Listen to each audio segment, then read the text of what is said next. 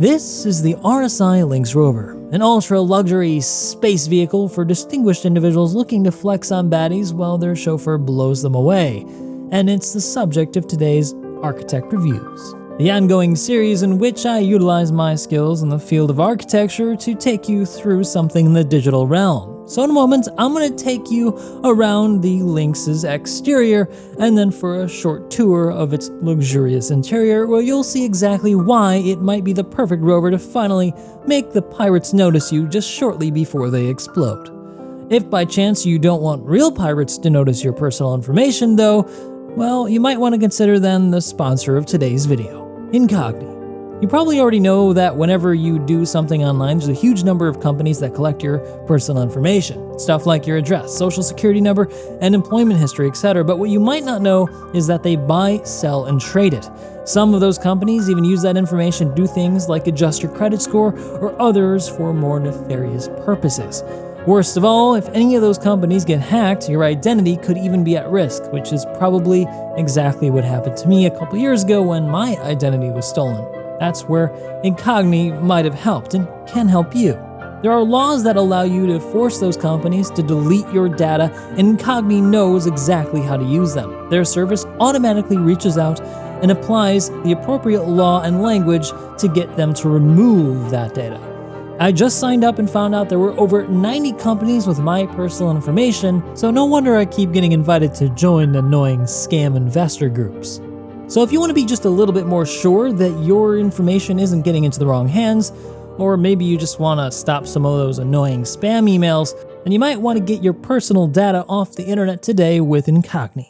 Just head on over to incogni.com/morphologist and use code morphologist to get 60% off an Incogni purchase.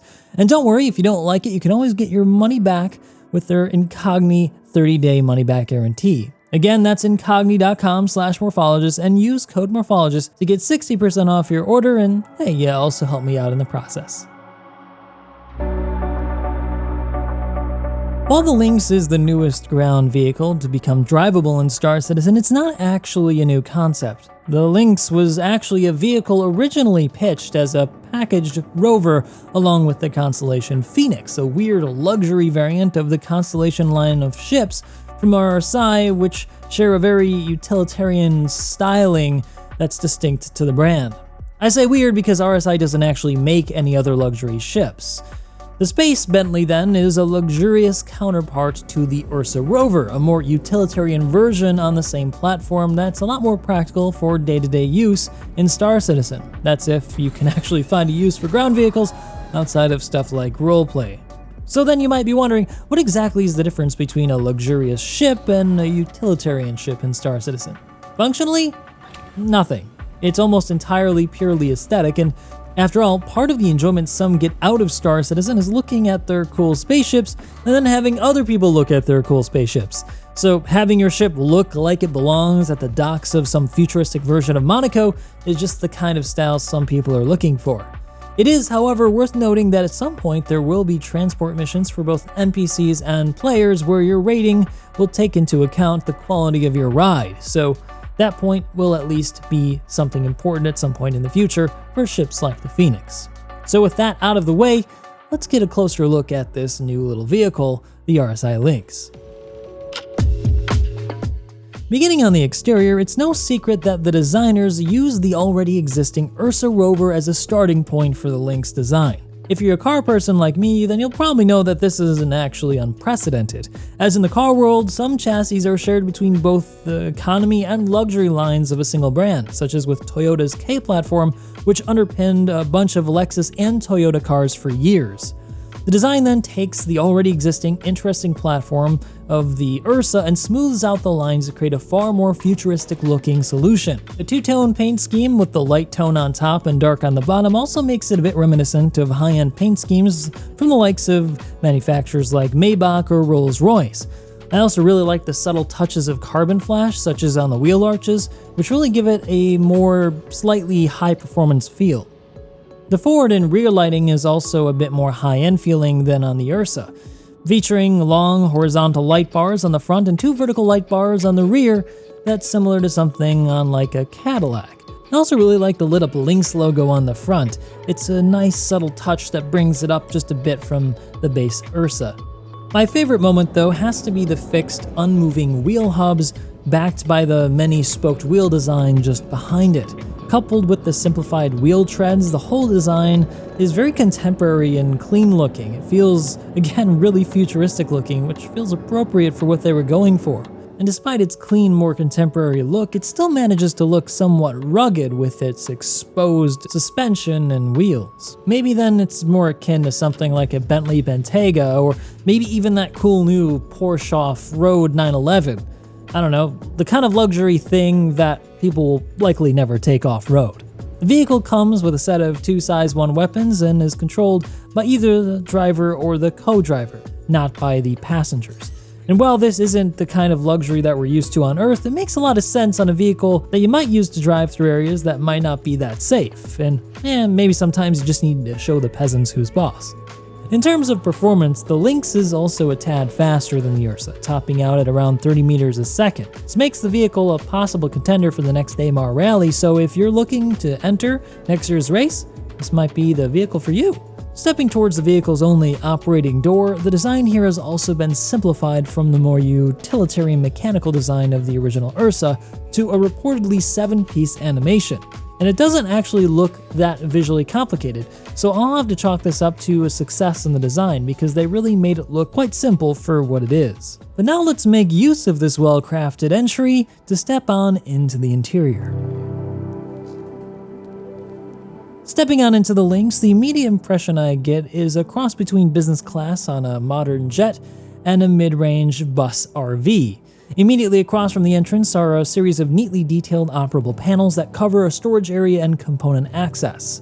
The design is well integrated and visually unobtrusive. Of particular success, though, here is the weapons locker, which now features a glass door that serves to embellish the display of the weapons in a secured fashion. This gives an opportunity to display valuable weapons in addition to providing utility to passengers, so you can show off that cool executive pistol or rifle that you picked up off of a loot box, a person that you took out, or maybe you bought on the website. Stepping further into the embrace of this luxurious cabin, we find ourselves flanked on left and right by an exposed glass refrigerator and a rack holding a champagne bottle. Quite appropriate if you ask me.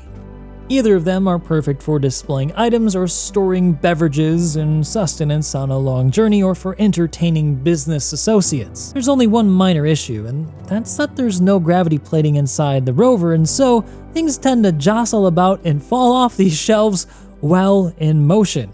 Kind of a design oversight. They probably should have added some gravity plating inside this thing. After all, it is a luxury Rover. Moving further back, we arrive then finally at the seating area, which is flanked on both sides by high horizontal yellow-tinted viewports and backed with a large sweeping window that goes from a rear observation window to a moonroof in a single piece of unbroken transparent material. Probably glass, but maybe it's something else. It's the future after all. During daylight conditions, they allow for ample light to penetrate the space. Okay, don't overthink that word, and can also provide excellent views to the passengers depending on where they're looking. The small windows do a bit more though than just provide light. The way the designers push them out towards the exterior and over the wheels creates an additional visual space within the interior, creating the illusion that the interior is bigger than it actually is. This was a rather thoughtful and clever solution to what was a quite limiting requirement set, given that the Lynx has to fit within the confines of the Phoenix's cargo bay. However, most of these details will only be peripherally appreciated next to the centerpiece of the space, the 2 seats and table where the chauffeured owners and occupants will spend the majority of their time. Beginning on the subject of occupancy then, the choice of limiting the space to just 2 seats was an interesting one, given that the Phoenix contains 3 bedrooms. The Lynx then isn't going to be capable of chauffeuring all guests on board the Phoenix to ground excursions, but I can understand why they did this. The space is rather limiting, and if they would have put more seats on the interior, it might have felt a bit too cramped and claustrophobic, not exactly luxurious. Despite understanding why there are only 2 seats though, I still feel that the space around the seats is somewhat unresolved. For example, the seating position in its forward position offers no interesting views to occupants once they're seated. The portholes are just too high to view the surroundings, and the moonroof that sweeps from the back to above the occupants is just too far out of the peripheral vision of the occupant to be able to enjoy while facing forward. It's somewhat resolved when you rotate the chair to its secondary position facing the other seat, but it isn't optimal as it's generally more comfortable to face the direction of travel during irregular speed changes on rougher terrain. This might have been addressed by bringing the moonroof a bit more forward on the roof line to provide occupants with a more clear view directly above them. The seats might have also been slightly raised to allow views out of the side portholes. And in the space just behind the seats, the geometry of the hull creates an awkward situation that doesn't allow the space to be fully utilized. This lower part could have been resolved in a way to allow the chair to be pushed back a little bit more, which would have given the cabin more space in the forward section. But there's another even potentially larger issue with the design of the cabin, and that's to do with the single door that separates the occupants from the potentially airless and harmful environment outside. While this isn't an issue with the Ursa, as it's generally assumed that occupants would be wearing spacesuits, the Lynx is likely to be chauffeuring individuals in much more comfortable formal wear. It might be argued then that they could get in and out of spacesuits when they enter the vehicle, but this isn't really optimal because there's not a designated location to store spacesuits within the cabin. There's also no airlock, which means that the cabin will be vented on opening that door. In my view then, this could have been addressed by providing a single small suit locker with only enough space to fit a couple of undersuits and a helmet to save some space. You might have even offered an opportunity to provide a set of bespoke branded undersuits and helmets for the Lynx, a not uncommon gesture for ultra high-end vehicles that often come with bespoke accessories. The airlock problem could have also been solved by incorporating my earlier suggestion to adjust the hull geometry to allow the seats to be moved further back, which would have created room for a small airlock towards the front. Amenity storage could have then been moved or relocated to the window wells or just to the rear of the seat. Moving on to the subject of materials on the interior, the color tone and material composition is also well done. The artist did a good job of using contrasting materials and panel lines to help break up the areas and create more visual interest on panels that would have otherwise felt visually uninteresting. However, I did spot a small issue here. The entirety of the interior, save for the seats, are all hard surfaces. Having soft touch points is a component of creating a luxurious interior design. Designers might have introduced some suede or other types of soft materials like carpet or linen paneling or even leather padding on the sides near the chairs. They might have even added some carpeting just beneath the seating area. This would have not just improved the look, but also would have served a secondary purpose of improving the interior's acoustic profile. Hard surfaces tend to amplify interior and exterior sounds, making it feel a bit echoey and uncomfortable. But the cabin isn't the only place an owner is going to spend their time. They might actually enjoy rolling up their sleeves for a jaunt out into the unknown behind the driver's seat. So our next stop is going to be the forward cabin. The seating area here is very similar to the base Ursa. Visibility has been slightly improved through the subtraction of struts just above the driver and the co-pilot positions. One thing that it was slightly disappointing though was the lack of any additional luxurious finishes, such as with some leather, metal trim, or maybe even some woods. Still, the clean look is somewhat luxurious and reminiscent of something like a Tesla Model S. It's just not up to the standards of something like a Mercedes S-Class. On the whole then, despite the shortcomings with the interior's finishes, the interior and exterior are both well done. The Lynx is a fine and worthy companion in my opinion to the Phoenix.